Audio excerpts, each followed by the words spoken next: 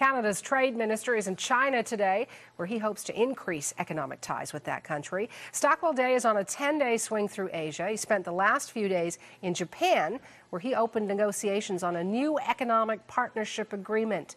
Canada also expanded an air transport deal between the two countries. Now, Day hopes it will encourage more Japanese tourists to visit Canada. Japan's economy, as you know, is the second largest in the world, and like other countries, it's going through some tough times.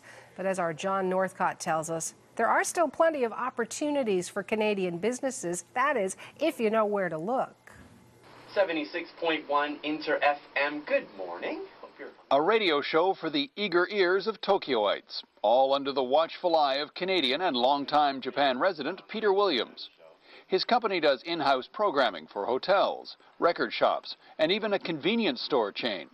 That broadcast has some 8 million listeners.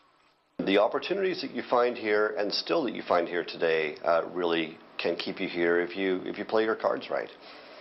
Canada has for many years found a ready market for its resources and increasingly high tech here in the world's second largest economy, even though these days the gloom and doom may be tempering that. If you wanted to sum the Japanese economy up in a word, that word might be underestimated. Just here in Tokyo, there are 50 of the Fortune 500 companies around the world. 8,000 firms across the country are more than 300 years old, and the Japanese economy is worth more than half of the rest of all the other Asian economies combined. The media portrays it that somehow Japan is in a bigger mess, in a sense, than some other countries. Patricia Bader-Johnston is president of the Canadian Chamber of Commerce in Japan. Her challenge is to help both Canadians and Japanese get a true picture of the mutual opportunities available. We as Canadians know it, but we've been very, very poor at getting the message out to some of these major Japanese corporate leaders about the expertise and the abilities in Canada.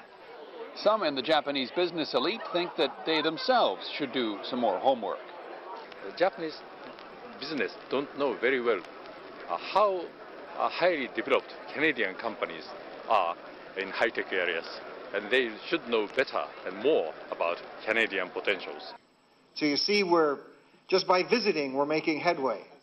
Canada's international trade minister is here, visiting Japan first and then China, to spread the word that, especially in these tough times, Canada is looking to do more business in Asia.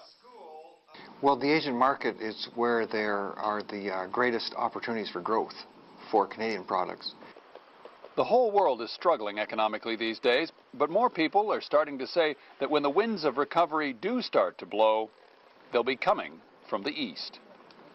John Northcott, CBC News, Tokyo.